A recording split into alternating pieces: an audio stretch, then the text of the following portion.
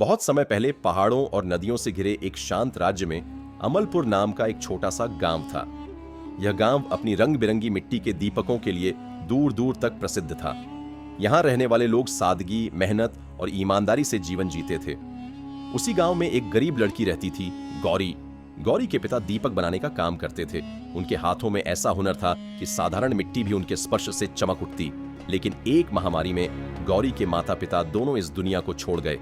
अब गौरी अकेली थी और उसका सहारा था मिट्टी और चाक।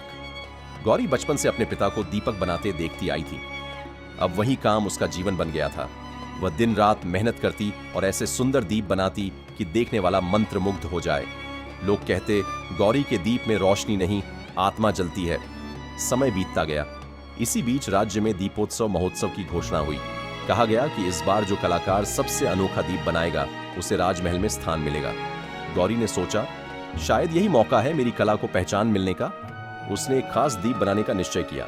पूरा मैदान रंगों, रोशनी और भीड़ से भरा था। ढोल नगाड़े बज रहे थे।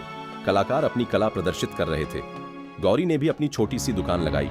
उसके दीप साधारण नहीं थे, उनमें एक अलग चमक थी। उसी समय वहां एक युवक आया, साधारण कपड़ों में, चेहरा तेजस्वी, आंखों में गहराई। वह था राजकुमार आर्यवीर, जो हर साल भेष बदलकर मेले में आता था। उसकी नजर गौरी के दीप पर पड़ी। वह ठहर गया। ये दीप तुमने बनाया है? उसने पूछा। गौरी मुस्कुराई। हाँ, मिट्टी मेरा साथ कभी नहीं छोड़ती। आर्यवीर उस दीप को देखता रह गया। उसमें कुछ ऐसा था जो बाकी दीपों में नहीं था। उसने वह दीप खरीद लिया। आर्यवीर बार बार गांव आने लगा, कभी दीप खरीदने के बहाने, कभी बात करने के लिए। धीरे धीरे दोनों के बीच एक अनकहा रिश्ता बनने लगा। एक दिन नदी किनारे आर्यवीर बोला, गौरी, मैं तुमसे प्यार करता हूँ। गौरी घबरा गई। आप राजकुमार हैं, मैं एक दीप बनाने वाली लड़की। आर्यवीर ने कहा, मेरे लिए तुम वही रोशनी हो जो तुम्हारे दीप में जलती है। जब यह बात रानी तक पहुंची, वह क्रोधित हो उठी। एक दीप बनाने वाली लड़की राजघराने की बहू नहीं बन सकती।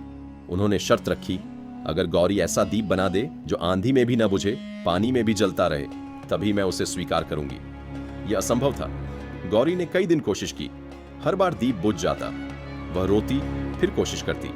एक रात उसे अपने पिता का सपना आया। मिट्टी नहीं, विश्वास जलाओ, दीप खुद जल उठेगा। अगले दिन गौरी जंगल से एक खास चिकनी मिट्टी लाई। उसमें अपने आंसू, अपने विश्वास और प्रेम को मिलाकर दीप बनाया। रानी के मंत्री को डर था कि गौरी सफल हो जाएगी। उसने रात में दीप तोड़ने की कोशिश की, लेकिन राजकुमार के दोस्त ने उसे पकड़ लिया। सच्चाई सामने आ गई। 7वें दिन गौरी दीप लेकर महल पहुंची। रानी ने उसे आंधी में रखा। दीप नहीं बुझा, पानी डाला, दीप जलता रहा। महल में सन्नाटा छा गया। रानी की आंखों में पहली बार अहंकार की जगह सम्मान था।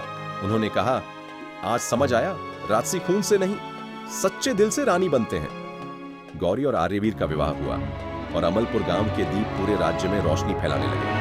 लोग कहते, वो सिर्फ मिट्टी के दीप नहीं थे, वो गौरी के प्रेम की लौ थे।